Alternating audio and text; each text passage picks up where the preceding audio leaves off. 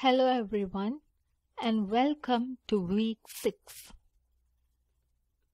For this week we will continue our discussion with another problem related to computer vision, which is object detection. We have already started our discussion on object detection during our last week video and in our in-class section. So we know in object detection there are two components to it. The one is the classification and second one, which is the localization. As you can see in this figure,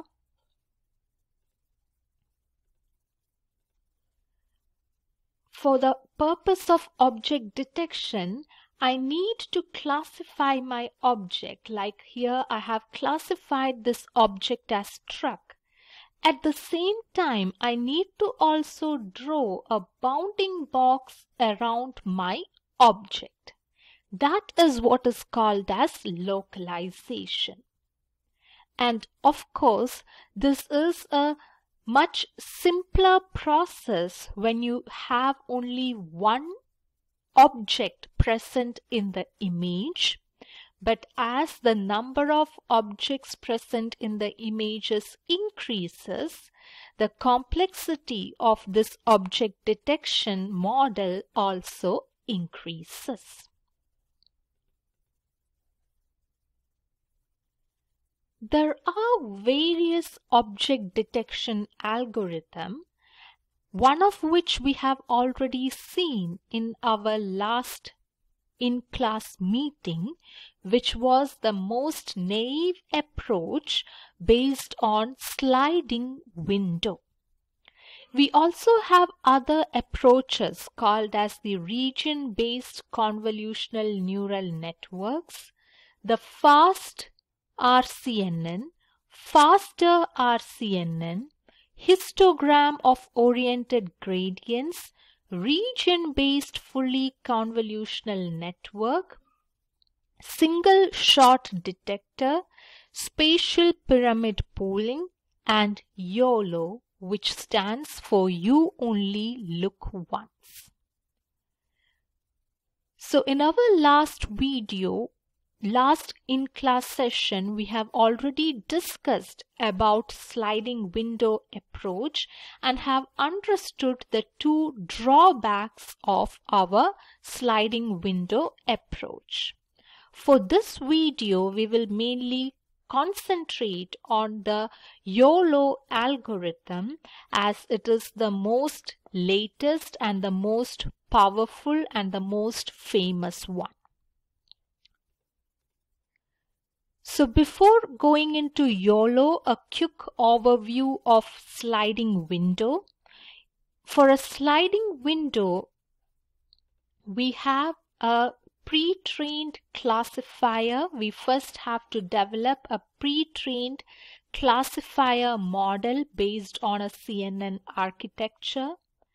And during the testing time, when an image is passed into or before an image is passed into the CNN classifier, what we have to do is to actually have a sliding window on these images. So I have chosen a sliding window of a particular size, and based on this sliding window, this is the region of interest. So this region will be now fed into my CNN model. And of course, since this is a background image, there is no label returned. And this sliding window, based on the stride we have set up, will move to my next position of my image. Suppose this is the next position. Again, this region is extracted and fed into the classifier. Once again, there is no object present in this region, and it is just a background. So again, there is no classification happening. until at some point of time my sliding window reaches this particular position. In that case, now when I pass this region onto my pre-trained CNN classifier, it actually classifies that to be a image of a dog, and its bounding box to be the one which is the size of the sliding window. So this process continues for my entire image, and it also continues for a different sliding window size. So probably the next time I would choose a much more larger sliding window and continue with the same process. Of course, this process has its disadvantages, and we have already discussed that. The first disadvantage is the computational cost. But we also discussed that with the recent research happening in the field, this computational cost was actually overcome for the sliding window algorithm. But the actual drawback of the sliding window algorithm, which led people to think about different other approaches, was the inappropriate bounding boxes or the inaccurate bounding boxes. So most of the time the sliding window algorithm gives a bounding box which is not accurate. And of course, this is a very slow process, which is another limitation of our sliding window algorithm. Now, because of that, the people looked into other approaches and came with this region-based convolutional neural network, otherwise called as RCN. Now, this is a different approach in the sense that RCNN has a very strategic selection of the regions. Remember, in the sliding window algorithm, most of the regions that is being selected has no object of interest present in it, or most of the time to this particular classifier we are passing background images, right? So but in a region-based convolutional neural network, it is an improved version that strategically select the regions that are likely to contain an object to be run through the CNN. So it has a very strategic approach of selecting the regions which has to be actually fed into our pre-trained classifier. The most recent of the object detection algorithm is YOLO, and the YOLO uses a single convolutional network which simultaneously predicts multiple bounding boxes and the class probability for these boxes. So one important thing to note is that it predicts multiple bounding boxes and along with the class probability of these boxes.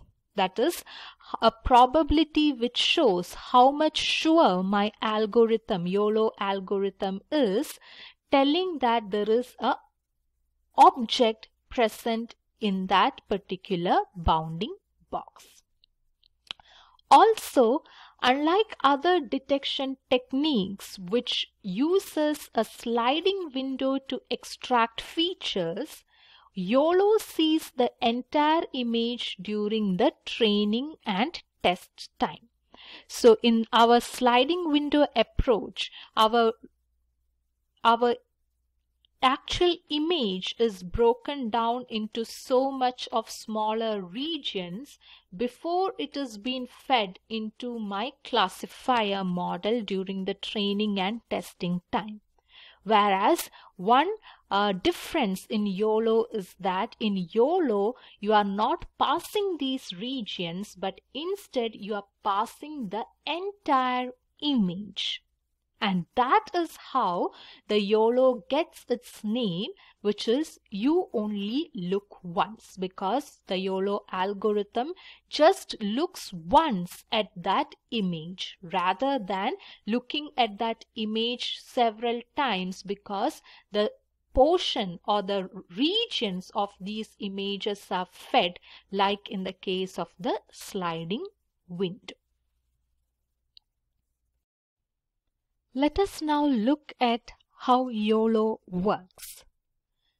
So in YOLO, as we have discussed, instead of making prediction on many regions of the image, YOLO passes the entire image at once into the pre-trained CNN model and then predicts the label, bounding box, and the confidence probability for the objects in the image.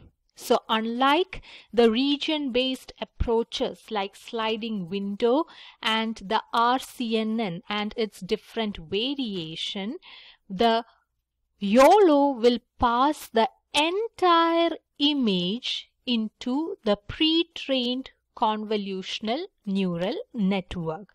So like our sliding window, we have to first pre-train our convolutional neural network, and into this convolutional neural network we will pass our entire image. But as we remember, in sliding window, into this convolutional neural network small regions are being passed, and most of the times in a sliding window approach these regions will be nothing but background images with no object of interest.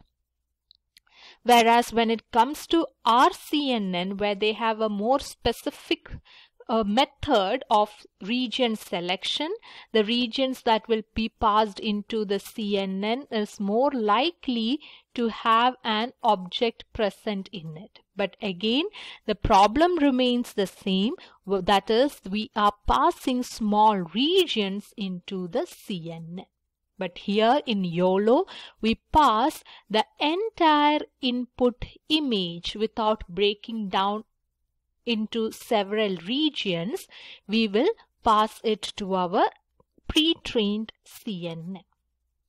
And of course, the output for this YOLO would be the label. So it will tell me what is the label of the object present in the image, which in this example is car.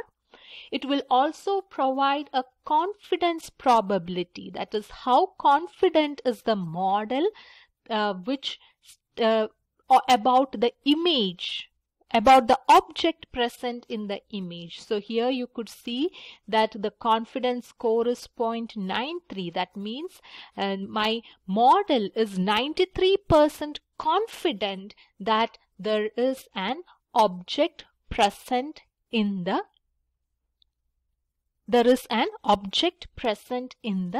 image.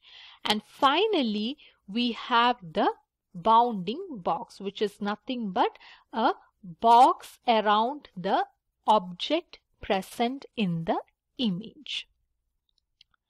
So YOLO runs much faster than the region-based algorithms because it requires only a single pass through a CNN. So our region-based approach are much slower, whereas in YOLO it is a much faster algorithm because we are passing the entire image to the CNN. So we have only a single pass to be given to a single image in this CNN model. Now let us see what are the steps followed by YOLO for detecting an object in a given image.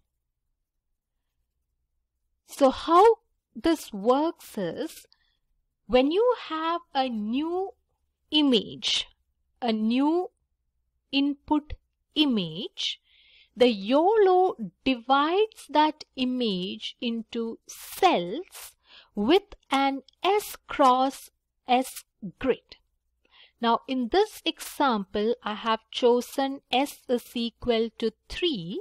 That means my images would be divided into 3 cross 3 cells. So this is one cell. This is a second cell, third cell, and similarly we will have 3 into 3, 9 cells. Now don't confuse this with the regions in the region-based approach. So these are not regions, but instead we are still passing a single image to my pre-trained CNN model in YOLO, but it is just that your YOLO algorithm now divides that into 9 cells, provided that we have given a S is equal to 3. So that is the first step. Divide the image into cells with an S cross S grid. The second step is, each cell predicts the bounding boxes. So each cell predicts B bounding boxes.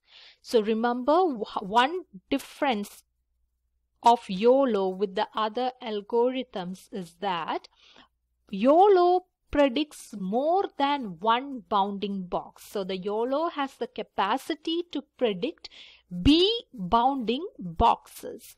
So in this example, I have given B to be equal to 2.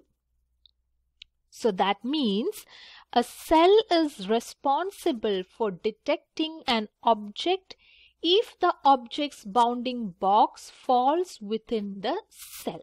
So here I have B bounding box where B is equal to 2.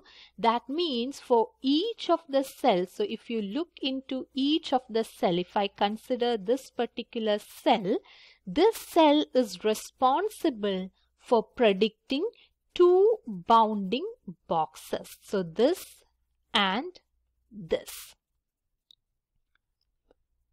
And of course, a cell is responsible for detecting an object if the object's bounding box fall within the cell.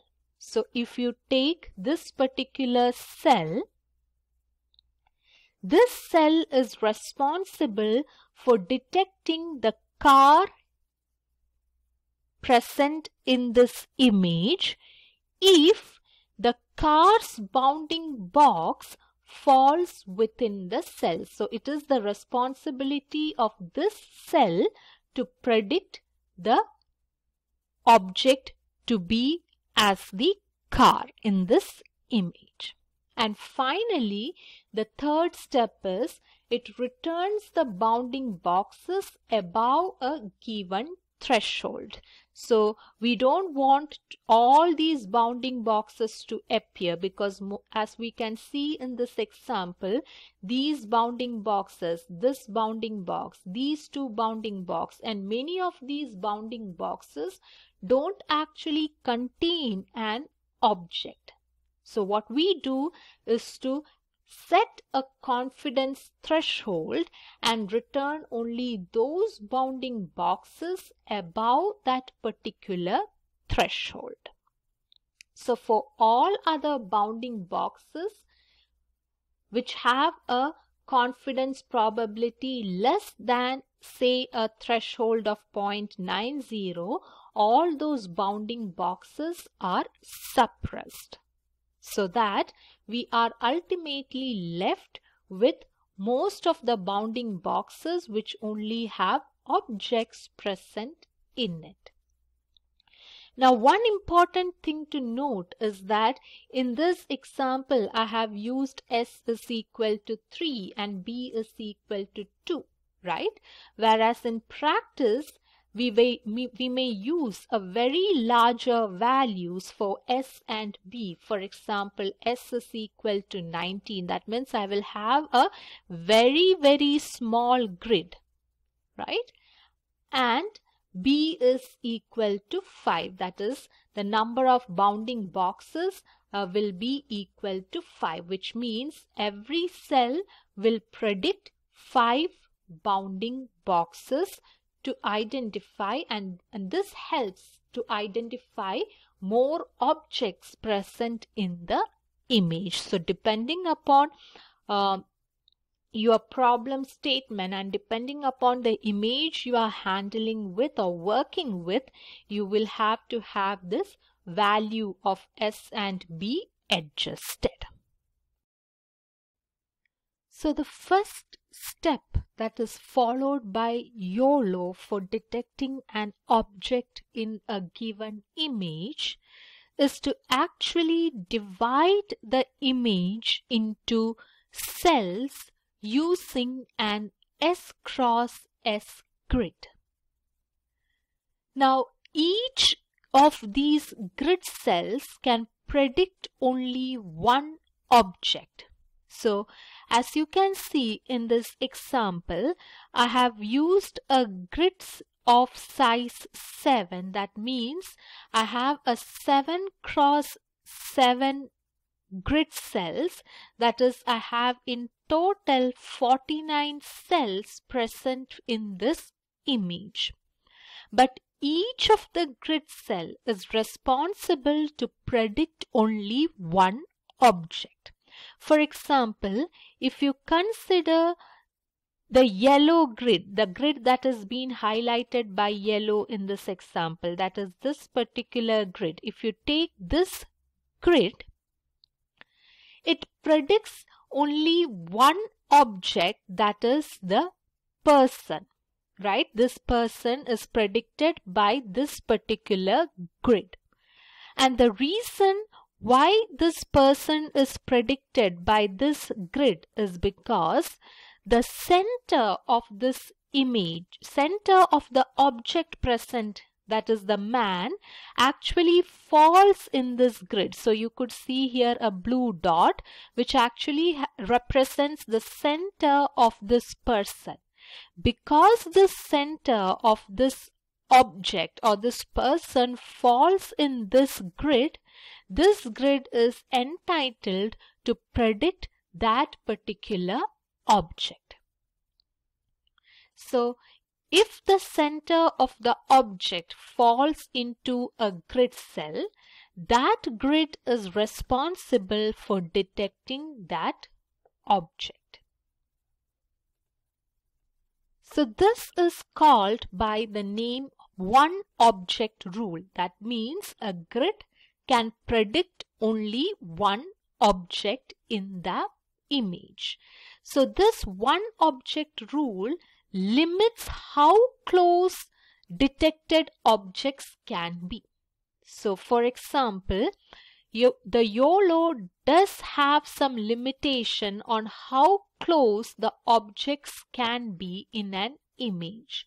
For example, if you look in this image at this particular portion, there are approximately nine Santas in this image. So there are 9 Santas in this side of the image, but the YOLO can detect only 5. So there are limitations to this algorithm, and this limitation is because of this one object rule, which limits how close the objects detected, how close the object can be in an image. And the reason for this is that a grid cell can predict only one object present in a image.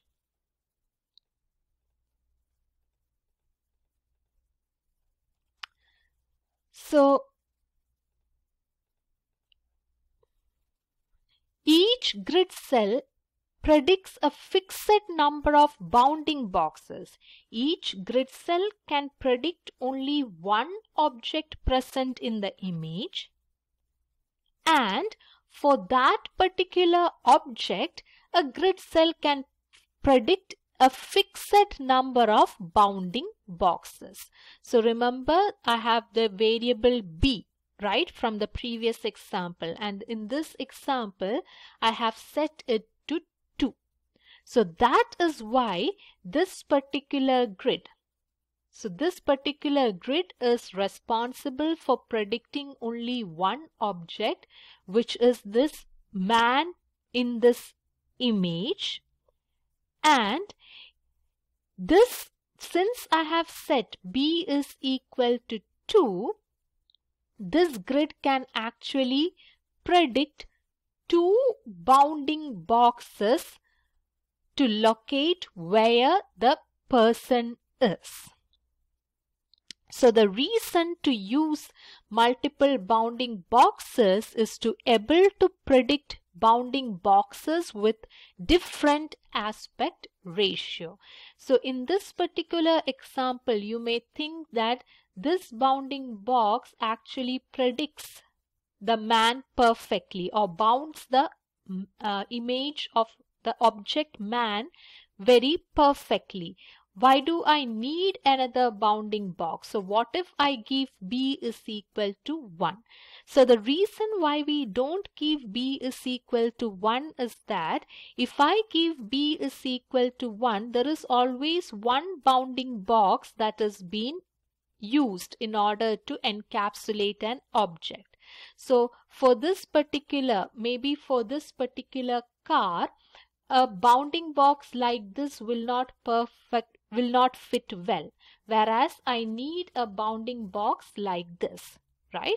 So in order to increase my chances of getting the bounding box correctly, or more accurately predicting my bounding box, we always give bounding box to be 2, or in most of the cases to be equal to 5. That is, in short, we don't give the number of bounding boxes to be equal to 1. We always give a fixed number of bounding boxes like 2 or 3 or 5 and so on. So in short, each grid cell is responsible for predicting only one object present in the image, and each grid cell can predict a fixed number of bounding boxes depending upon your choice of the variable b. Now let us consider another example. So as we can see, here I have a 5x5 grid placed on this image. The YOLO runs a classification and localization model to each of these 5x5, which is 25 grid cells, simultaneously. Since the classification and localization network can detect only one object, that means any grid cell can detect only one object. So I have mentioned earlier that each grid cell is responsible for predicting one and only one object present in an image. And the reason is because of the limitation of our classification and the localization CNN model, because the model can detect only one object in a image at a time. So because of this grid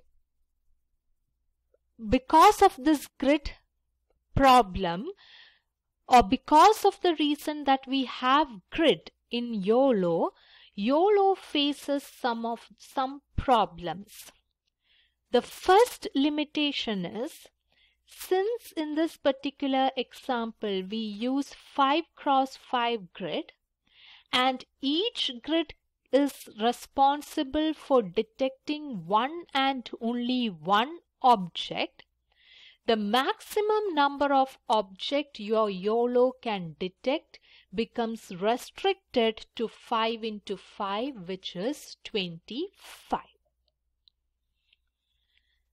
The second limitation is if a grid cell contains more than one object, the model will not be able to detect all of them, and this is the problem which is referred to as close object detection that YOLO suffers from. So each grid, so even if a grid contains more than one object, the model will not be able to detect all of them because technically a grid can detect only one object. And that problem is what is referred to as a close object detection. The third thing is the object may be located in more than one grid. For example, if you take in this image this taxi is located in more than one grid. So technically I have portion here, here and so on, right?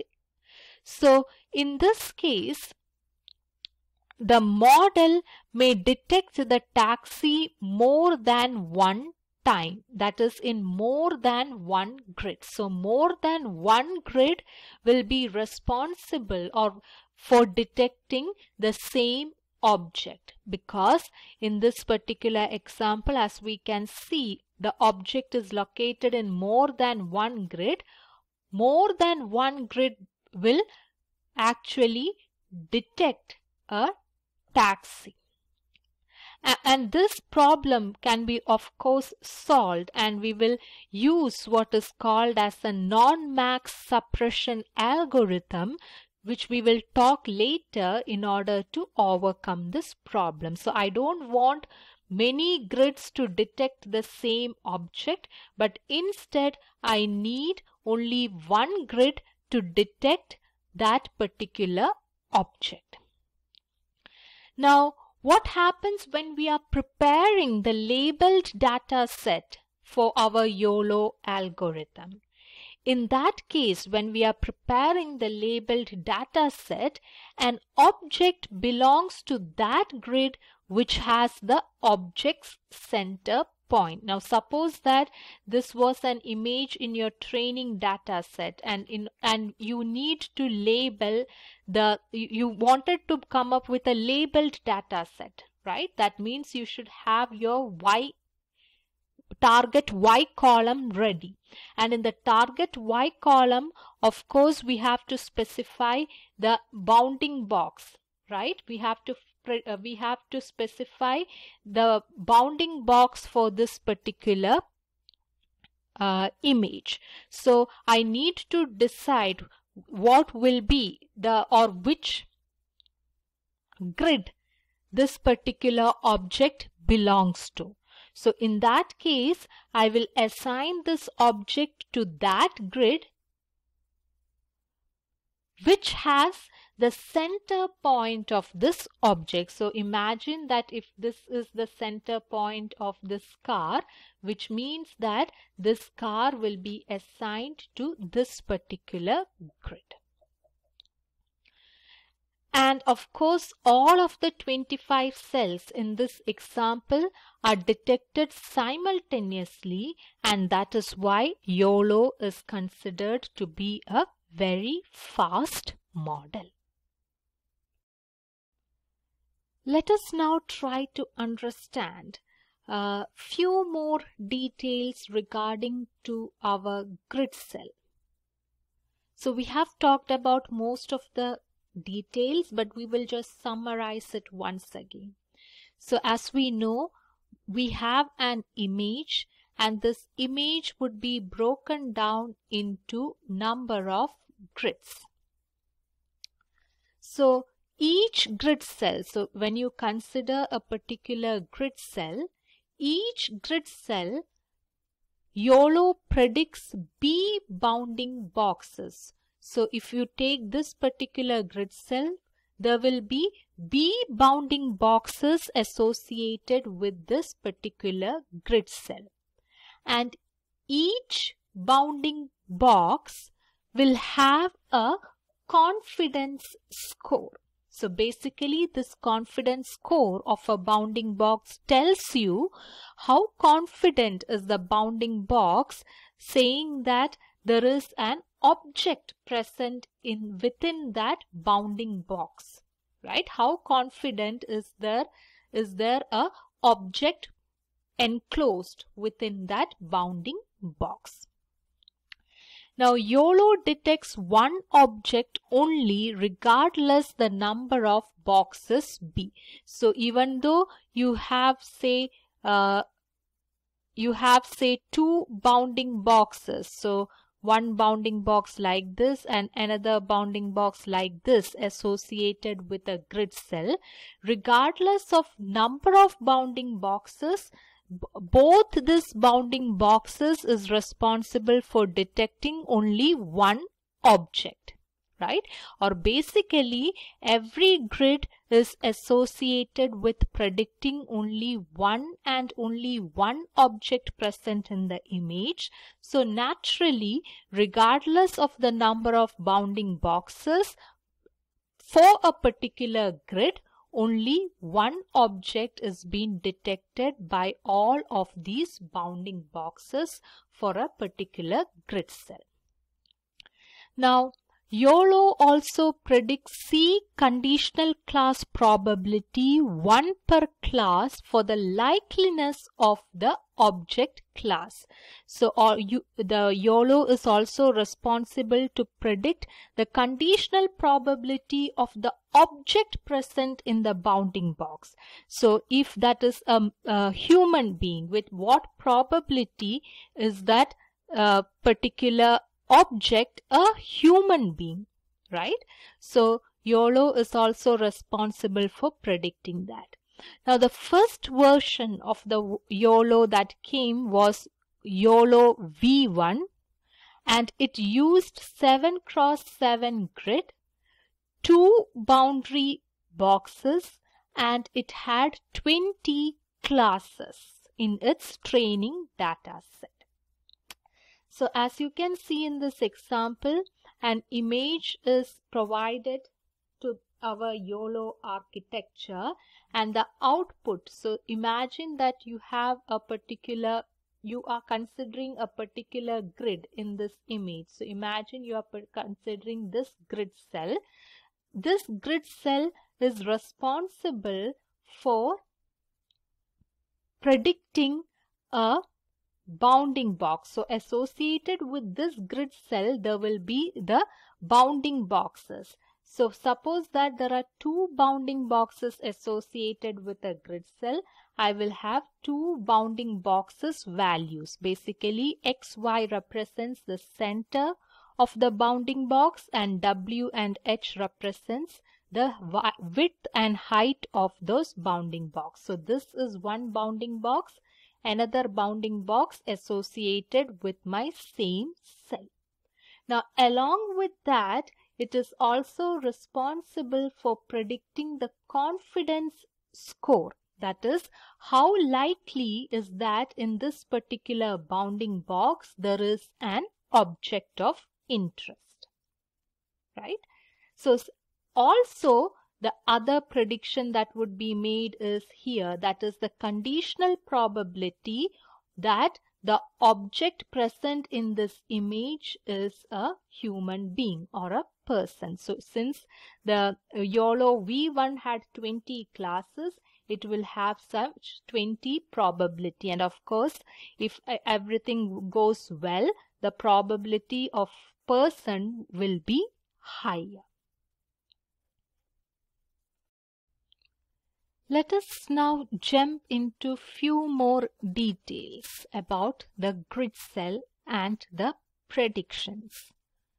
So each bounding box, as we have discussed, contain 5 elements, which would be x comma y, which is the center of the bounding box, the coordinate of the center of the bounding box, WH, which is the width and height of the bounding box, and also a box confidence score, that is how confident is the bounding box, stating that there is an object present within that bounding box. So the confidence score reflects how likely the box, that is the bounding box, contains an object, and it also reflects the accuracy of your bounding box.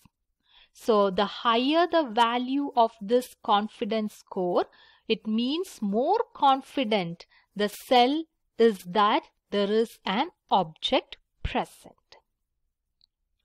Now, another important thing to note is that the XY coordinate, that's the center coordinates of your bounding box, is computed relative to the bounds of the grid cell, whereas the width and height are predicted relative to the whole image. For example, suppose you have an image and this is the grid cell, one of the grid cell, and this grid cell predicts, say, 2 bounding boxes, one like this and another like this, because I have set the B is equal to 2. Now, when you compute, so this, if you take one particular bounding box, so imagine that I have taken this particular bounding box, the center of the bounding box would be somewhere here, right? It would be somewhere here. And this center is predicted relative to the bounds of the grid cell. So it would be predicted relative to this particular grid cell, right, which is predicting that particular bounding box. Whereas the height and width of this particular bounding box will be predicted relative to that of the size of the image, right? And also these BX, that is the bounding box center coordinate value, and the height and width will be normalized, and it will be a value in between 0 and 1. Now, as I have mentioned, the first architecture of YOLO was YOLO V1, and it had 20 conditional class probability. That means it is responsible, or it will be predicting 20 different objects in the image. So the conditional class probability, which is the prediction probability that the detected object belongs to a particular class. So YOLO prediction, the output provided by the YOLO, or the prediction provided by the YOLO, will be of the shape S, S, comma B cross 5, where B is the number of bounding boxes and 5 is what are the components of the bounding box. So of course you need X, Y, W, H, which is 4 elements, and also the box confidence score. So that makes it this 5. Plus of course the C, which is the conditional class probability, right? So S is the number of grid cells, and this has to be done for every grid cell. So that is why S comma S. So in the case of this particular example, or in the case of YOLO V1, this would be 7, 7, 2 into 5 plus 20, right? 2 into 5 plus 20. So that would be 7, 7, comma 30.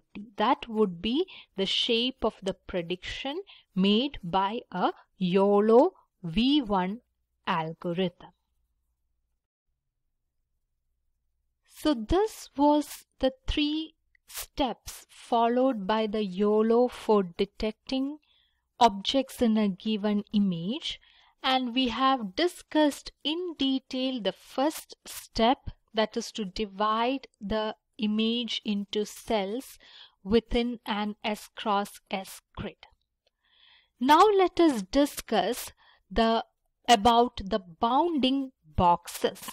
So we know each cell is responsible for predicting B number of bounding boxes.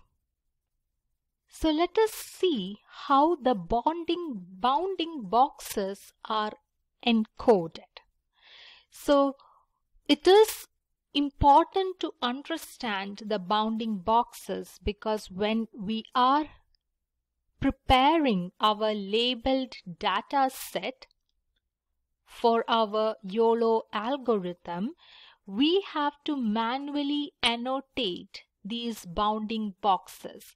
And of course there are online tools available, but still we should have an idea about the bounding box values. It is also important to understand the bounding boxes in order to understand how the YOLO algorithm works during the training time. So during the training time of the algorithm, the YOLO algorithm divides the image into grid of say 3 cross 3. And imagine for the time being that there are 3 classes which we want the objects to be classified, and that be pedestrian, car and motorcycle. So each of this grid cell is responsible for predicting a bounding box, or it is responsible for providing a Y value, which is nothing but Y is equal to a vector which has 8 elements in this particular example, which is PC, BX, BY, BH, BW and C1 up to C3. So PC is nothing but the confidence score we have been mentioning. So PC basically tells us how confident is our bounding box in predicting that there is an object present or enclosed within it. So each of the cell has to come up with a labeled Y like this. And in this particular example, I imagine there is only one bounding box. So B is equal to 1 in this particular example. So that is PC, and then we have BX, BY, BH and BW, which is nothing but the center coordinate of our bounding box, which is represented as BX and BY. It was the same as the X and Y we have been using in our previous examples. And then we of course have the height and width of your bounding box. Now along with that, in the Y we also have C1 up to C3, which is nothing but the conditional class probability of a particular object belonging to that class. Now again in this example we just had 3 is C, the conditional probability or the number of classes to be equal to 3, but in real life examples you can have up to say a very large value, that is something like 80 classes. So in that case we will have a very larger Y value, so it would be C1, C2, C3, C4 up to C80 in that case. So this Y is very specific for the example I have considered in this slide, wherein which we are detecting only one bounding box per each cell, and we are assuming that there is only 3 classes. Now let us say that we select the first grid in this example, that is this particular grid. So I'm selecting this grid, and this grid will be passed to the object localization algorithm, and it will predict the corresponding Y label as like this. So we will, since there is no object present in that image, PC will be equal to 0.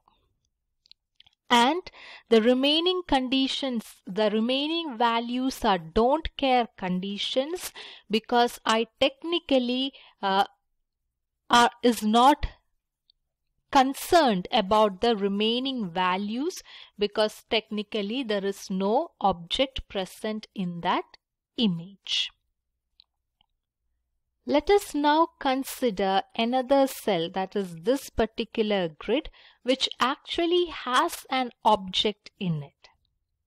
So how do YOLO detect whether there is actually an object in the grid?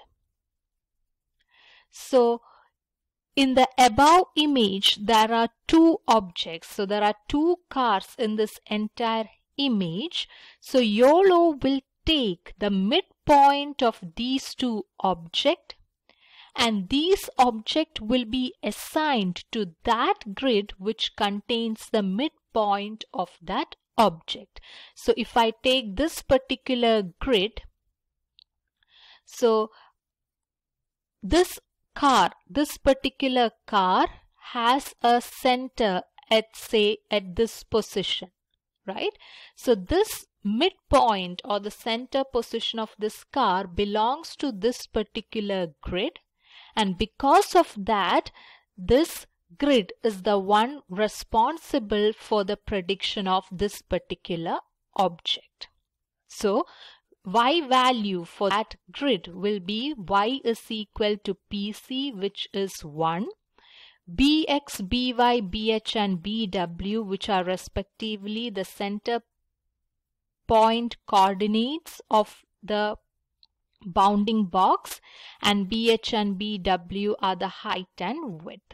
And as you can see, the car belongs to the class C2, so my C1 is 0, C2 is 1, and the C3 is equal to 0. So as we can see, each of this 9 grids, so this is a 3 cross 3 grid, so that means I will have total of 9 cells. So each of these 9 cells or 9 grids will have 8-dimensional output vector, and this output vector will be of the shape 3 cross 3 cross 8.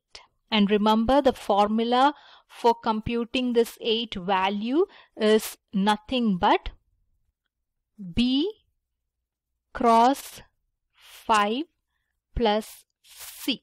So in this case we have taken B is equal to 1, which is 1 into 5, plus the number of classes we have assumed was 3. So that is why 5 plus 3, 8, and that is how we get 8. So the other 3 comes from our grid size, which is the 3 cross 3 grid we have selected. In our last example, we have seen encoding of the bounding box when you have only one bounding box, or when B is set to be equal to 1. Now in this example, we would see what happens when my B is equal to 2. In that case, what will be my Y value? So as you could see in this example, let us consider this particular cell. And as you can see, this cell predicts two bounding boxes, one in blue and the other one shown in red.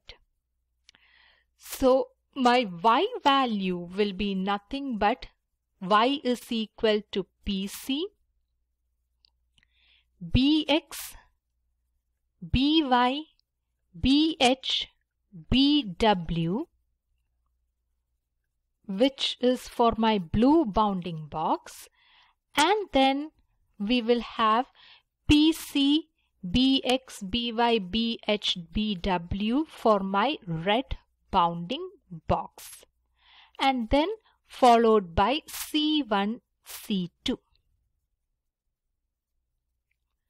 And so what we can see is my size of the output y will be now 3, 3, 12. Why this 12? Because 5 into b is now 2 plus c, the number of classes I have taken here is 2. So that means 10 plus 2, which is equal to 12. One more thing to note is that at the time of training, we only want one bounding box predictor to be responsible for each object. So we will see something called as intersection over union in order to select the best bounding box. So remember, during the training time, we need to calculate our loss function, which is loss of y hat comma y, which is nothing but the predicted value of y minus the actual value of y. So when you are preparing this labeled data set, which is the actual value of y, you are only taking into account one bounding box, right? So it is important that during the training time we just have one bounding box, so that I can calculate my loss function without any problem. So we will talk in our coming slides how is that we can just select one of the bounding boxes responsible for one particular image. So basically what we want to predict with our CNN network, that is our actual classification and localization CNN architecture part of the YOLO algorithm, is actually a bunch of y vectors. And of course, in these y vectors will be represented as tensors, and tensors is nothing but a very convenient way to represent and store our multi-dimensional metrics. Just an overview of the YOLO algorithm on how much we have so far discussed. So we have our input image, which when given to a convolutional neural network would give me an output in which, as you can see, I have a bounding box along with the class probability. Now let us look into the network architecture of specifically the first version of YOLO, which is YOLO V1. So as you can see, one component of this YOLO algorithm is this convolutional neural network. So let us look into some fine details about this pre-trained CNN architecture. For the YOLO V1, the predictions are encoded as S cross S cross B into 5 plus C tensors. That is the general formula of the predicted encoding of a YOLO architecture. And for YOLO V1 specifically, the S is 7, B is equal to 2, and the classes is equal to 20. So this gives us the output of YOLO V1 to be 7 cross 7 cross 30. So the major concept of YOLO is to actually build a CNN network that has the ability to predict a 7 cross 7 cross 30 tensors. So the network architecture used by YOLO V1 has 24 convolutional layers. So you have one convolution here, 1, 2, 3, 4, 5, 6 and so on. If you count, make sure that this is cross 4. That means these two convolutions are 4 times, right? So when you count these, it will add up to 24 convolution layers. It has 4 max pooling layers and 2 fully connected layers. One which has 4096 neurons and the other with 1470 neurons. So how I get this 1470? This is nothing but the output neuron, which is obtained by 7 into 7 into 30. That will make the 1470 neuron. So the model takes a color image of size 448 cross 448 for object detection. And as we have seen earlier, YOLO V1 predicts a cuboidal output from its fully connected final output layer. And in order to do that, it reshapes its output layer of 1470 neurons into 7 cross 7 cross 30 cuboidal. Now the YOLO V1 architecture was tested using a Pascal VOC dataset. So like the ImageNet dataset, which actually also has a corresponding challenge associated with it, which is called as the ImageNet challenge. We also have Pascal Visual Object Class challenge, which is again a very popular dataset for building and evaluating algorithms for image classification, object detection and segmentation. So our YOLO V1 was actually tested on the Pascal VOC dataset. And of course the final layer is the one which is responsible for the prediction, and as we can see, there are two things that has been predicted. We will have the class probability as well as the bounding box coordinates. Intersection over union. So YOLO, as we know, predicts multiple bounding boxes per grid cell depending upon the value of B that you have provided. But I have also mentioned that at training time, we only want one bounding box predictor to be responsible for each object. So if you have two bounding boxes, I need to decide which is the best bounding box during my training time.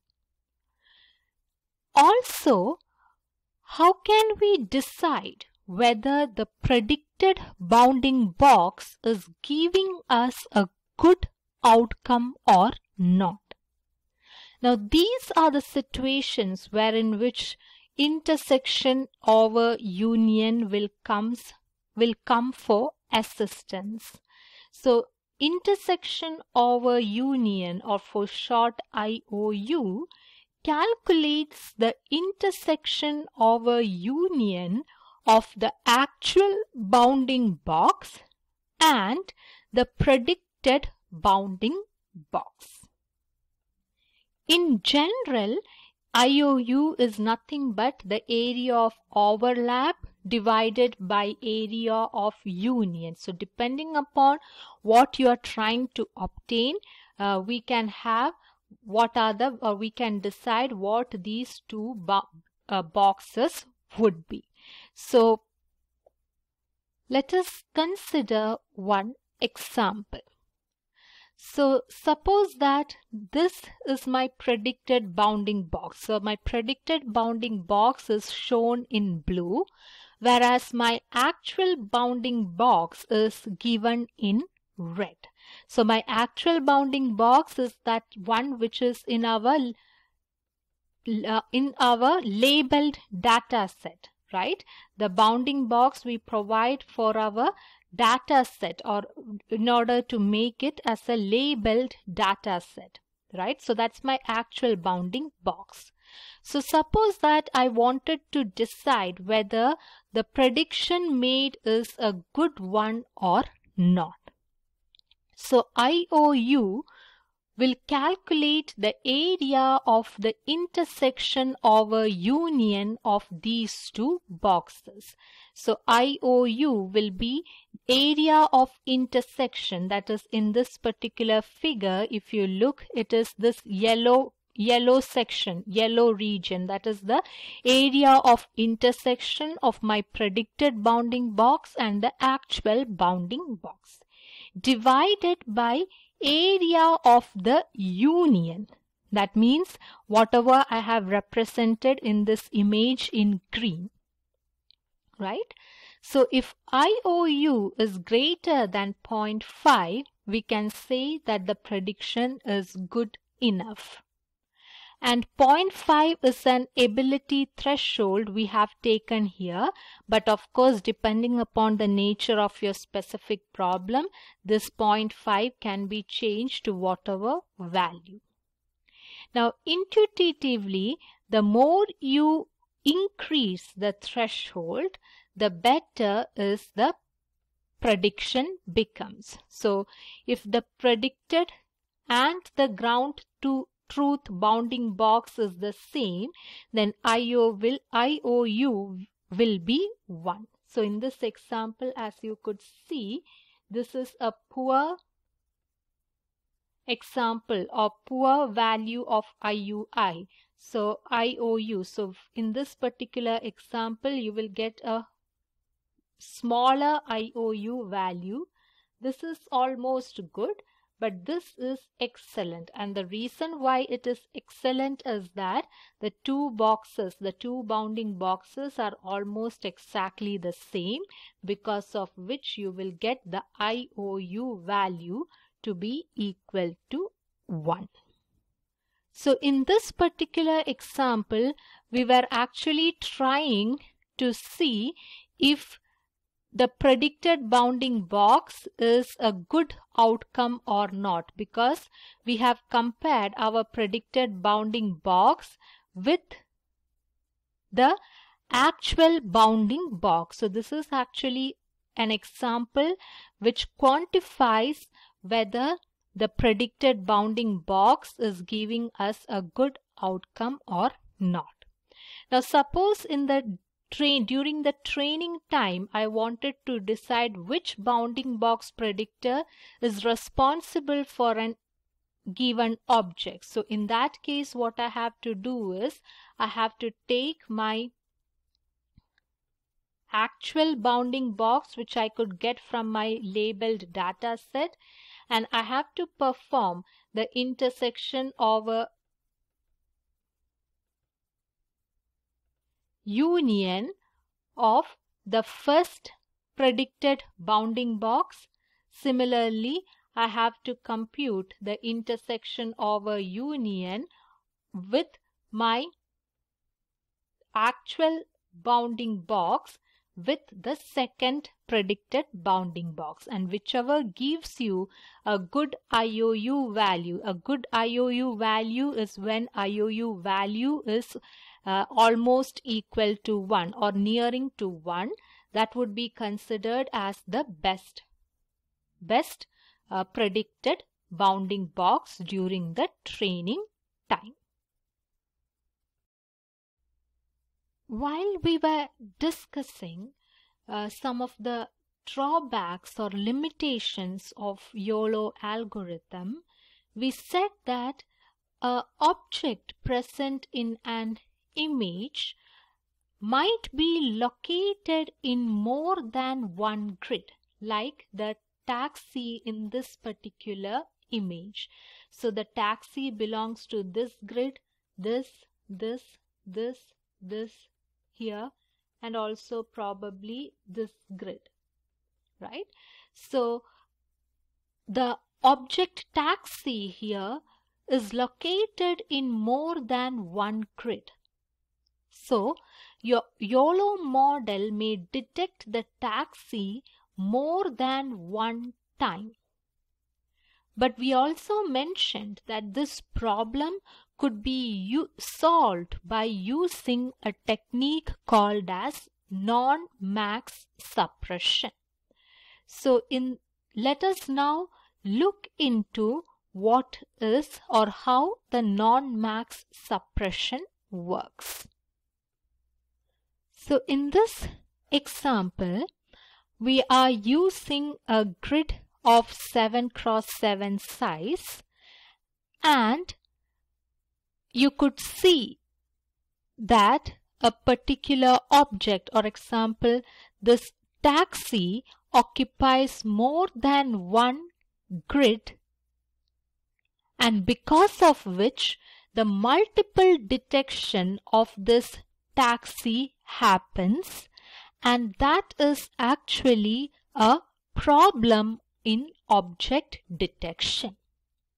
So if an object occupies more than one grid, this object may be detected in more than one grid, and multiple detection of the same object is a problem of object detection.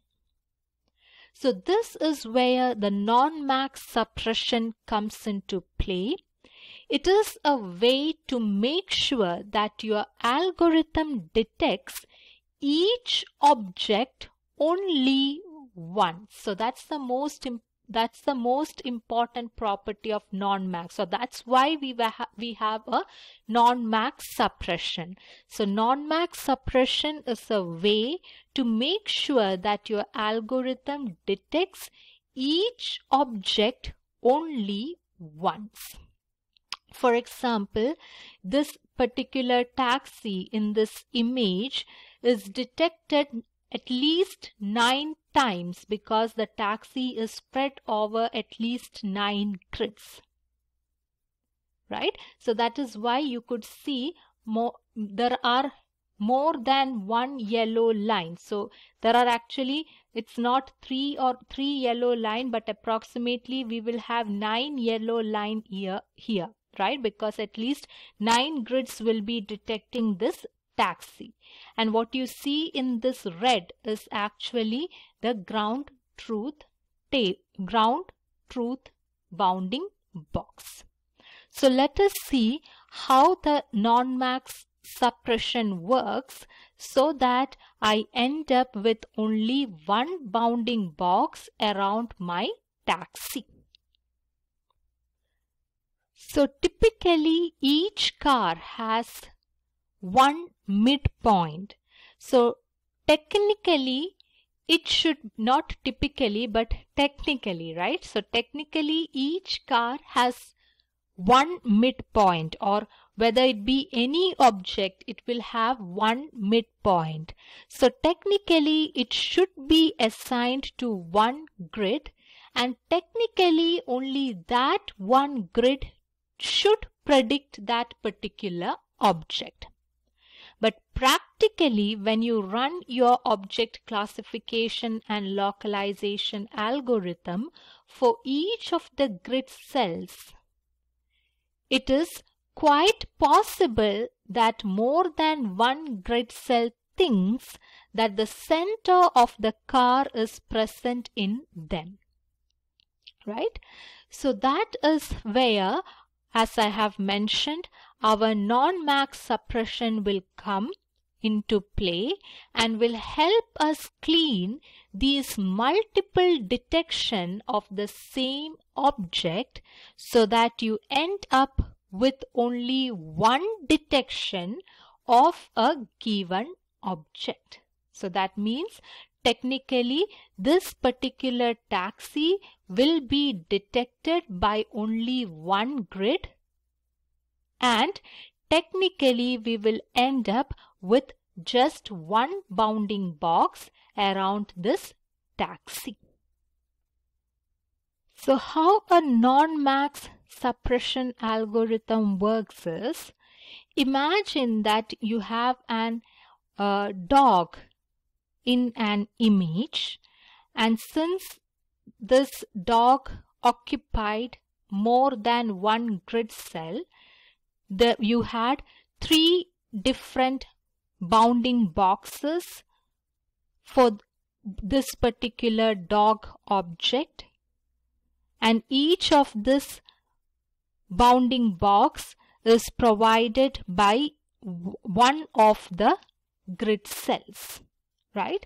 So as you can see in this example, there are 3 bounding boxes. That means technically 3 different grid cells thought that the center of this object was present in them, and therefore detected and predicted the bounding box for the same object. So the first step of the non-max suppression algorithm is to identify that bounding box which has the highest confidence. So in this case, it is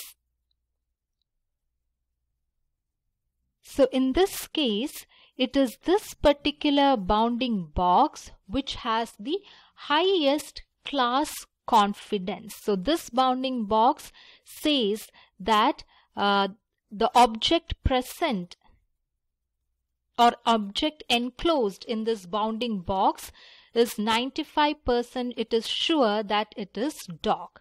Whereas the orange bounding box thinks that the object present in this bounding box is dog by only a probability of 82. And the other purple box thinks that the object that is enclosed within that bounding box is a dog only with a probability of 41%. So the first thing is, or the first step is to identify that bounding box which has the highest class probability. After that, what we do is we calculate the IOU. So this is not UOI, but it is the IOU, or intersection over union, which we have studied. So what we will now do is we will calculate the IOU between the highest confident box with the remaining boxes. So I will have my blue box against the orange box, and then the blue box against my purple box. So I calculate in my second step the IOU between the highest confidence box with all other remaining boxes. After that, what I do is suppress all the boxes with IOU above a selected threshold. So that now what I will end up is I will end up with just one particular bounding box, because my IOU calculation here was 0.62 and here it was 0.4347, which is greater than my selected threshold. So I suppress all the boxes which is greater than my selected threshold 0.3, so that now I end up with only one of the bounding box for an object. So this is how a YOLO algorithm works. I hope everyone now understand how a YOLO algorithm works. So basically it is an algorithm for object detection.